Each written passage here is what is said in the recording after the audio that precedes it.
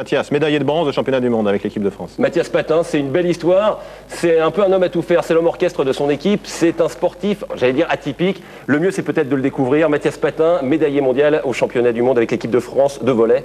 Regardez, c'est surprenant. Itinéraire pas banal, trajectoire différente. Mathias Patin, volleyeur-passeur, un des 12 mercenaires qui ont conquis en octobre dernier la première médaille mondiale du volleyball français. 1,80 m pas plus, autant dire un lutin au pays des géants. Des doigts agiles pour faire briller les smatchers au filet.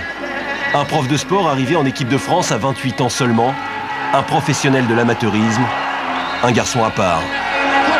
Je sais pas si je suis atypique, non, j'ai pas ce sentiment. J'ai le sentiment que le volley français lui-même est relativement atypique dans le statut qu'il a. C'est-à-dire qu'il y a des clubs qui peuvent se permettre d'avoir que des joueurs pros, puis la majorité des clubs quand même encore en Pro A, sont obligés d'avoir soit des étudiants, soit des gens qui ont un boulot, soit en même temps, soit qui est en suspens, entre guillemets, pendant qu'ils font leur carrière de volleyeur. Mathias Patin, fils d'André Patin, autre volleyeur émérite. N'ayons pas peur des clichés. Un enfant de la balle. Élevé, formé, entraîné par papa au club d'Asnières. On parlera de filiation, pas d'atavisme. Entre les deux, le même amour du jeu, la même philosophie du sport. Les structures pro où les joueurs ils sont mis sous cocon, sous bulle, etc. À mon sens, c'est pas des bonnes conditions pour en faire des vrais compétiteurs. Quartier du Luth à Gennevilliers au nord de Paris, une zone sensible. En plein cœur de la cité, le collège Guy Moquet. C'est là que Mathias exerce son métier de professeur de sport. Éduquer, former, transmettre sa passion. Je rappelle qu'on n'a pas le droit de s'accrocher au fil. Bien sûr, il aurait pu mettre son métier entre parenthèses pour se consacrer exclusivement à sa carrière sportive. Mais voilà, son équilibre, il le trouve aussi ici. C'est un collège dans lequel ça se passe plutôt bien, quoi. Même si c'est soi-disant une zone difficile, bon, ça va. Il y a une bonne ambiance entre les profs, même avec les élèves, ça se passe relativement bien. Donc, voilà, je suis assez content d'être là.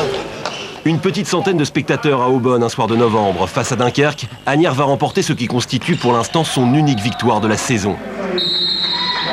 En 2 ans, l'effectif a totalement changé, à l'exception de Mathias, chaînon restant, capitaine d'une équipe qui lutte contre la relégation. Bien loin de la mondialisation du volleyball, ainsi va la vie de Mathias Patin, passeur passionné, joueur d'exception culturelle. Demain matin à 8 h, il donnera cours à ses élèves de 4e.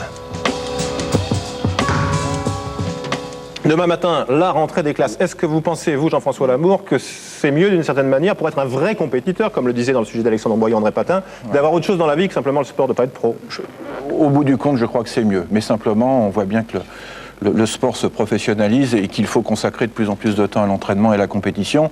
À partir du moment où Mathias Patin peut à la fois équilibrer à la fois son activité professionnelle de professeur d'éducation physique et celle de volleyeur, c'est très bien, mais je pense qu'il faut aussi lui permettre, quand par exemple l'équipe de France a une grosse charge de travail, qu'il soit soulagé justement de ses cours et qu'il se concentre à sa préparation. Ça, c'est la première chose.